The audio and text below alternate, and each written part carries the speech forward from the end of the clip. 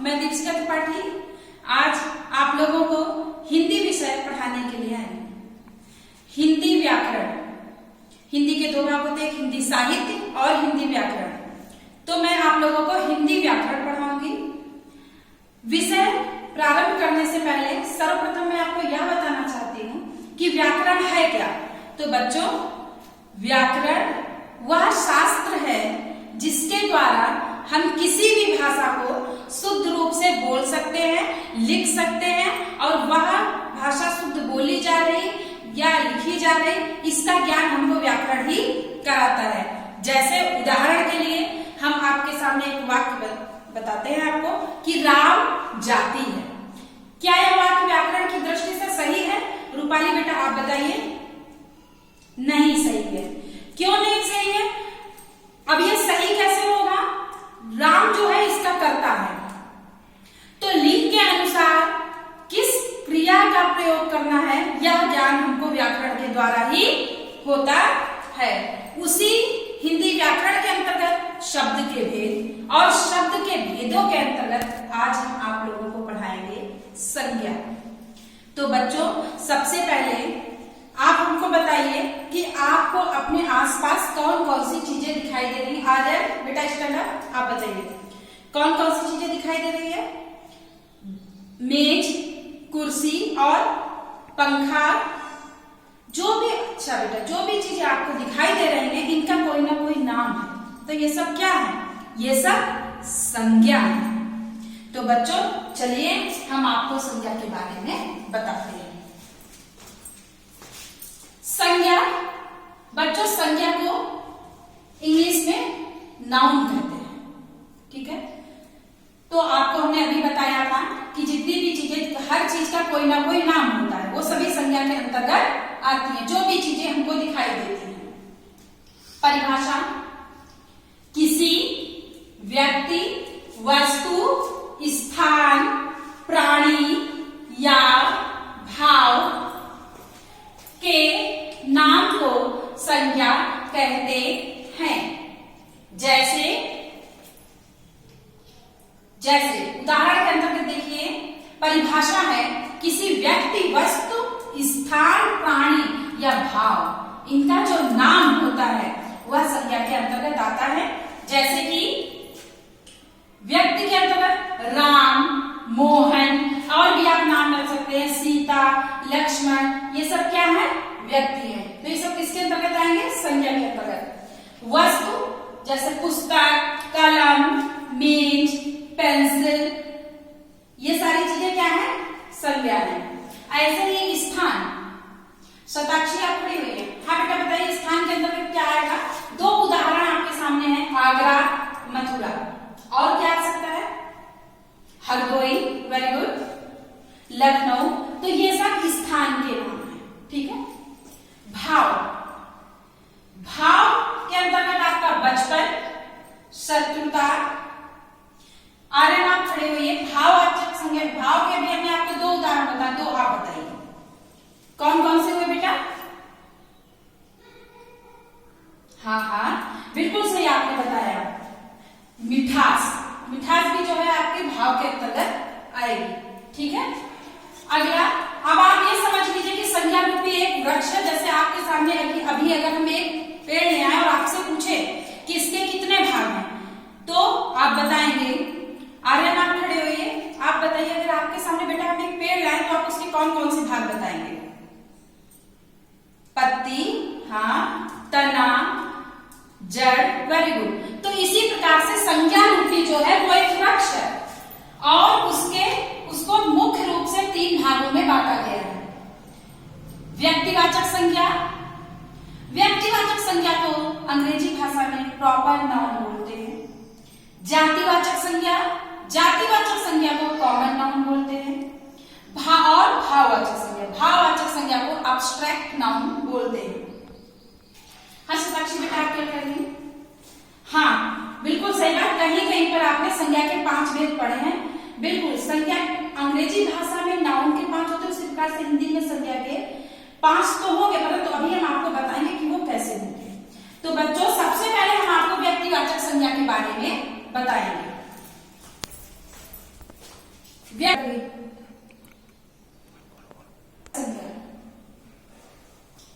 व्यक्तिवाचक संज्ञा जिन संज्ञा शब्दों से किसी विशेष व्यक्ति, स्थान या वस्तु का बोध हो, व्यक्तिवाचक संज्ञा कहते हैं। जैसे रामायण, रामायण किसी भी पुस्तक को हम रामायण नहीं बोल सकते हैं। अगर आपके सामने 10 पुस्तकें हैं और आपसे हम बोलें कि बेटा आप हमको रामायण दे दीजिए, तो आप कोई भी पुस्तक हमको नहीं दे सकते हैं। जिस पुस्तक का हमने अब यानी रामायण विशेष प्रकार की पुस्तक का नाम है, तो यह क्या है, ये व्यक्तिवाचक संज्ञा के अंतर्गत आएगा। उसी प्रकार से अगला उदाहरण है आपके सामने लखनऊ। किसी भी शहर को हम लखनऊ नहीं बोल सकते हैं, लखनऊ एक स्थान का नाम है, इसीलिए लखनऊ जो है व्यक्तिवाचक संज्ञा के अंतर्गत आएगा। ऐसे ही अगला उदाहरण है हिमालय। आप लोग कई जगह घूमने गए होंगे, आपने कई पर्वत देखे होंगे, कई पहाड़ देखे होंगे, परंतु क्या हर किसी को आप हिमालय बोल सकते हैं? नहीं। अगर हम आपसे पूछे कि उत्तर दिशा में कौन सा पर्वत है, तो आप हमको तुरंत बताएंगे मैम हिमालय है। तो हिमालय जो ये नाम है, ये किस संज्ञा के अंतर्गत आएगा? किस संज्ञा के अंतर्गत आएगा? आप बताइए शिवम बेटा। व्यक्तिवाचक संज्ञा के अंतर्गत, बिल्कुल सही। तो अब इसके बाद में व्यक्तिवाचक संज्ञा यानी प्रॉपर नाउन, जो कि मैं आपको बता दिया। हम अपने अगले संज्ञा के भेद की ओर चलते हैं, जातिवाचक संज्ञा यानी कॉमन नाउन। यहाँ पर जाति का संबंध एक जाति से है, जरूरी ये जाति नहीं, वो जाति नहीं कि अपने नाम के आगे जो सरनेम लगा लिया, आपने कहते हैं मैम उस जाति के बारे में आप बता रहे हैं। हम आपको बताना चाह रहे हैं, देखिए क्या परिभाषा सर्वप्रथम देखते हैं। जिन संज्ञा शब्दों से एक ही प्रकार की वस्तुओं और प्राणियों का बोध होता है, उन्हें जातिवाचक संज्ञा कहते हैं। जैसे नदी, अगर हमने कहा गंगा नदी, तो उस नदी का नाम है, यानी वो व्यक्तिवाचक संज्ञा में चला जाएगा। लेकिन अगर हमने ऐसे कह दिया कि नदी बह रही है, तो किसी भी नदी को नदी बोल सकते हैं, ठीक है, परंतु हर नदी को हम गंगा नहीं बोल सकते। ऐसे हमारा अगला उदाहरण है मनुष्य। किसी भी व्यक्ति को मनुष्य बोला जा सकता है, हम भी मनुष्य हैं, आप भी मनुष्य हो, ठीक है, परंतु क्या हम हर मनुष्य को रूपानी बोल सकते हैं, आर्यन बोल सकते हैं? नहीं बोल सकते बेटा। इसी प्रकार से हमारा अगला उदाहरण है नारी। नारी हम किसी भी स्त्री को बोल सकते हैं, परंतु अगर आप कहें कि अगर हम किसी पर्टिकुलर व्यक्ति, जैसे आप हमको बुलाएंगे, अगर आप हमको हमारा नाम लेकर के बुलाएंगे दीपशिखा, तो हमारा हम व्यक्तिवाचक संज्ञा के अंतर्गत चले जाएंगे। लेकिन अगर जहां पर नारी की बात होगी, नारी का मतलब संपूर्ण नारी जाति, उसके अंदर सारी नारियां आ जाएंगी, ठीक है। इस प्रकार से यह हमने आपको जातिवाचक संज्ञा के बारे में बताया। शुभम आप खड़े होइए, हमको कुछ और उदाहरण बताइए जातिवाचक संज्ञा के। बच्चा, वेरी गुड, हाँ आपने ठीक बताया, बच्चा जातिवाचक संज्ञा। इसी प्रकार से अन्य भी जातिवाचक संज्ञा के उदाहरण हैं। उसके बाद में हम संज्ञा के अगले भेद पर आते हैं, भाववाचक संज्ञा। In English you can say that abstract noun. भाववाचक संज्ञा जिन संज्ञा शब्दों से किसी व्यक्ति या पदार्थ के गुण, दोष, अवस्था आदि का बोध होता है, उन्हें भाववाचक संज्ञा कहते हैं। जिन संज्ञा शब्दों से किसी भी व्यक्ति या पदार्थ की अवस्था या के गुण, दोष और अवस्था का बोध हो, वो व्यक्तिवाचक संज्ञा कहलाते हैं। उदाहरण के लिए जैसे शत्रुता, तो शत्रुता किससे उत्पन्न हुई? शत्रुता उत्पन्न हुई व्यक्ति से, यानी जब दो व्यक्ति आपस में अगर झगड़ा करेंगे तो उनके झगड़े करने का जो भाव होगा वो क्या हो जाएगा? शत्रुता में परिणत हो जाएगा। उसी प्रकार से अगला हम लेते हैं प्रभुता। प्रभुता जैसे हम ईश्वर की भक्ति करते हैं, ईश्वर की पूजा करते हैं, तो जो हमारे अंदर अपने इष्ट के प्रति जो भाव उत्पन्न होता है वह प्रभुता होता है। इसी प्रकार से मिठास। चलिए आयुष आप खड़े होइए, अब आप हमको बताइए कि हम आपको किस संज्ञा की ओर संकेत करना है। मानिए उदाहरण के लिए हम आपके सामने एक रसगुल्ला लाते हैं और आपसे पूछते हैं कि यह यह रसगुल्ला बताइए आप कैसा है खा करके, तो क्या आप उसको देख करके बता दोगे कि रसगुल्ला कैसा? नहीं। कैसे बताओ बेटा? खाकर। Very good. तो आप जब उस रसगुल्ले को खाओगे, खाने के बाद में जो आपको मिठास का अनुभव होगा वो भाववाचक संज्ञा के अंतर्गत आएगा।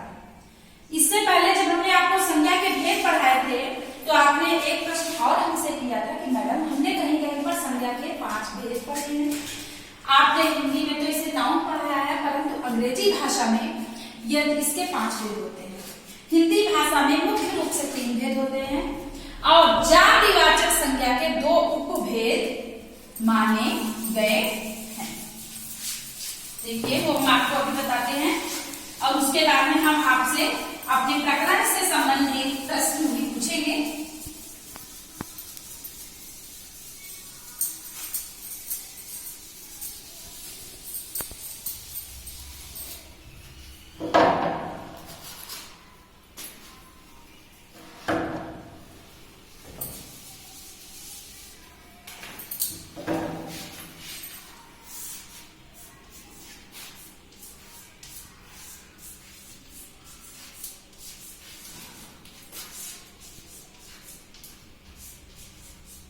जातिवाचक संज्ञा।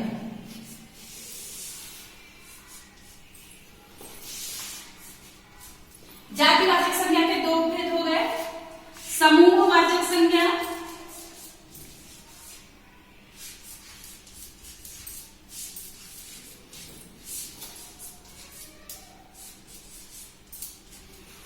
नंबर 2 पदार्थवाचक संज्ञा।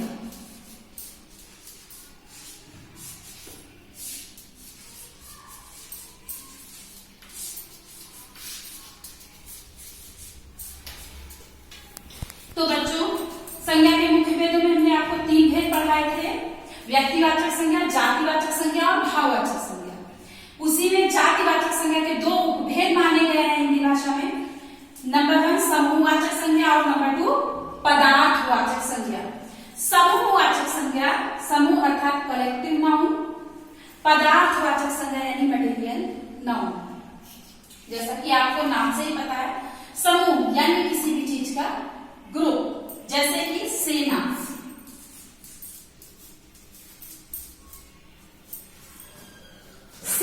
सेना किसी एक व्यक्ति की नहीं होती। जब हम सेना का नाम हमारे सामने आएगा तो उसमें कई व्यक्ति जो होंगे वो सेना के अंतर्गत आएंगे। इसलिए सेना क्या है? सेना एक समूहवाचक संज्ञा है। ठीक है। उसके बाद में हम अगला शब्द लेते हैं गुच्छा।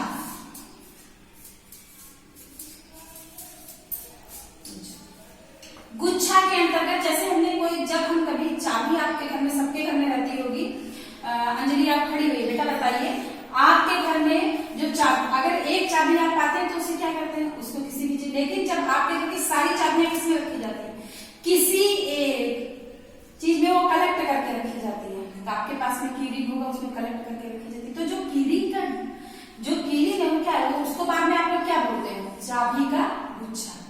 और वो गुच्छा किसी भी चीज का हो सकता है, किसी भी वस्तु का हो सकता है। खाने योग्य चीजें हैं, जैसे कि अंगूर हैं, तो जब बहुत सारे अंगूर होंगे तो आप सीधे कहते हैं अंगूर का एक गुच्छा दे दो।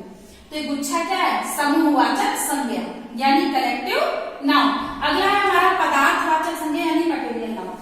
पदार्थवाचक संज्ञा जैसा कि नाम से ही आपको भी दिखे, कोई भी वस्तु जिस चीज के द्वारा बनी हुई होती है वह पदार्थवाचक संज्ञा के अंतर्गत आती है।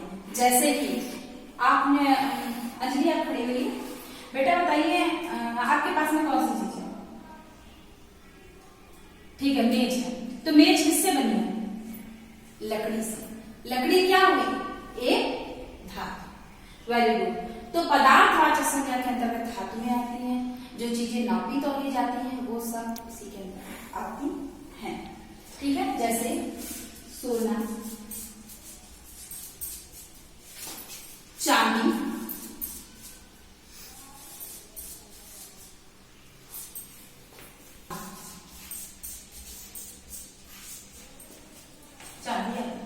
सोना।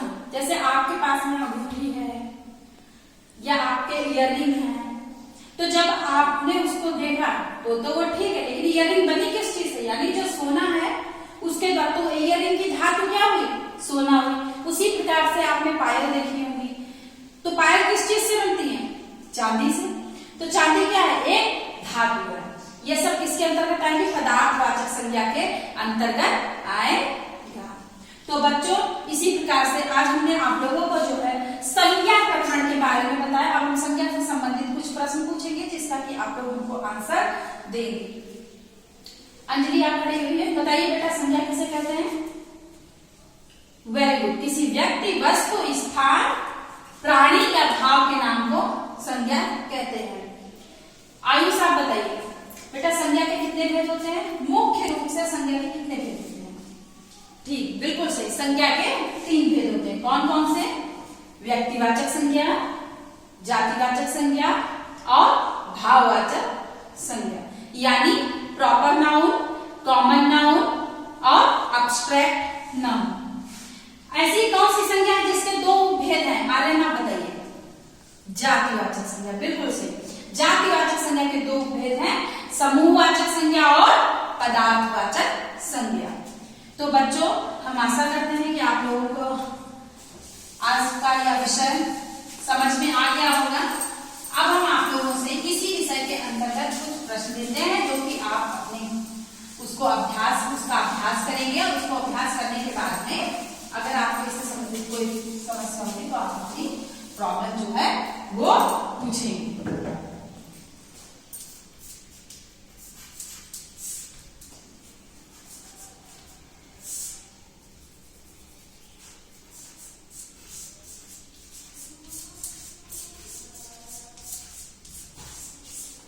निम्नलिखित वाक्यों से संज्ञा शब्द चुनकर लिखिए। संज्ञा शब्द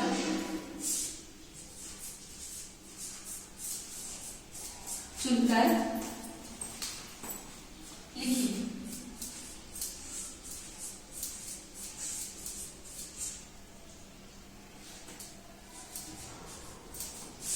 राम जाता है,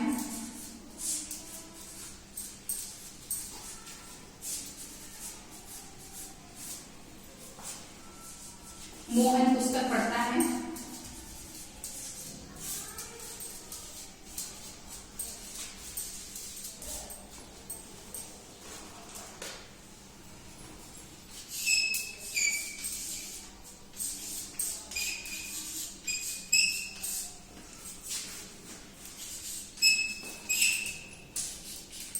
सीता गाती है,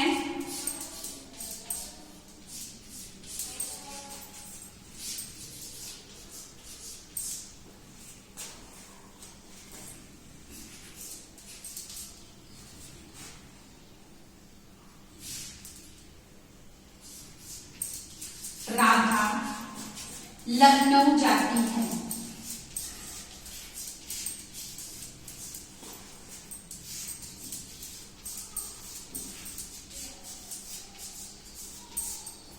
तो बच्चों ये हमने आपको होमवर्क दिया जिसका कि आप उस पे अभ्यास करेंगे। पहला राम चाहता है, इनसे संज्ञा शब्द आप चुन करके लिखेंगे जैसा कि हमने आपको समझाया है। मोहन पुस्तक पढ़ता है, सीता गाती है, राधा लखनऊ जाती है। तो बच्चों आज का यह विषय आप लोगों को समझ में आया होगा और आप इसका घर पर अभ्यास करें, प्रतिदिन इसको याद करें। यह विषय आपकी कक्षा 6, 7, 8 एवं अन्य कक्षाओं के लिए बहुत ही महत्वपूर्ण है। Thank you.